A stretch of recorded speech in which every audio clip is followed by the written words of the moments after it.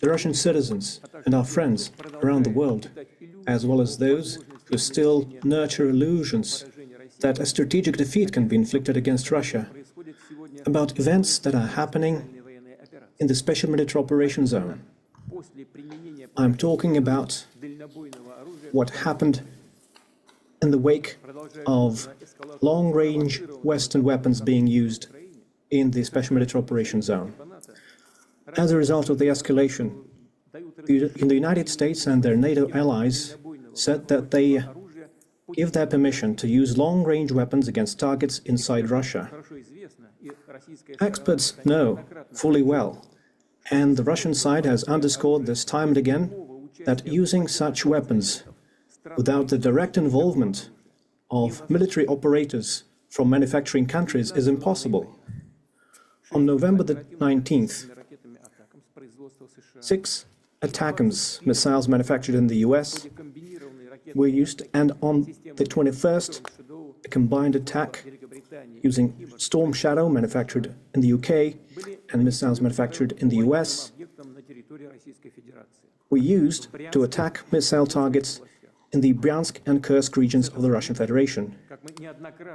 Starting from that point, as we have underscored many times, the regional conflict in Ukraine, provoked by the West, acquired a global character.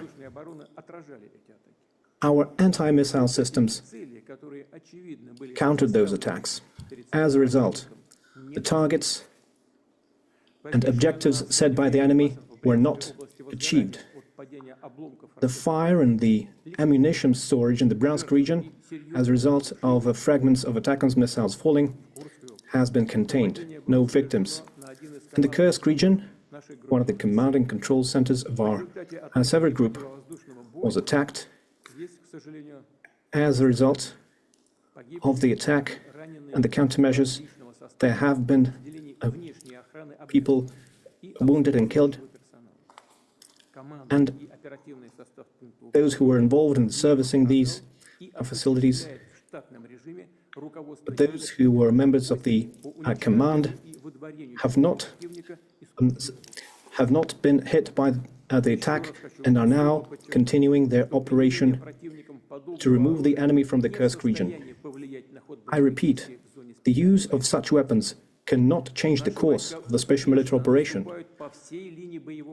Our military is successfully advancing along the entire line of contact, and all the objectives that we set before ourselves will be met.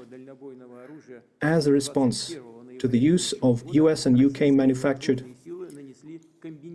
weapons, the Russian forces have carried out a combined strike on one of the military-industrial facilities in Ukraine. And this included the test of a novel intermediate-range Russian missile system.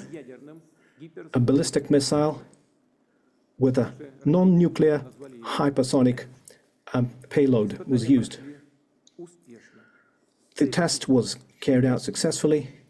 The objectives of the launch have been met. One of the largest and well-known industrial centers that is known since the Soviet times in the Dnieper region, which is known and to be involved in enemy production, was hit.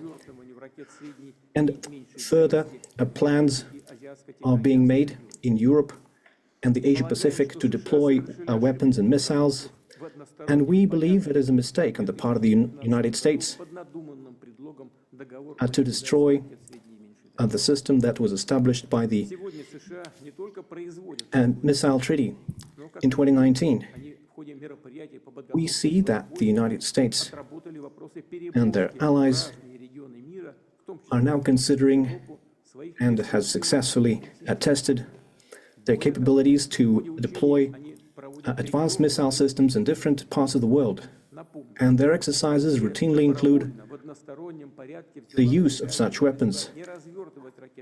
Russia has unilaterally refused to deploy intermediate and small-range missiles until we see similar weapons deployed by the United States in a region of the world. The use of the novel system, which was essentially an operational test, was carried out in response to the decisions made by the United States and their allies.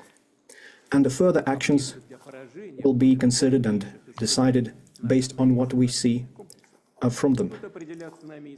The further course of action will be determined based on the threats to the security of the Russian Federation. We believe that we have the right to use our weapons against military facilities of countries who allow their weapons to be used against ours. And in case of an escalation, we will act as decisively in a mirror fashion. The ruling elites of the countries are nurturing plans to use their military contingents against Russia should be warned.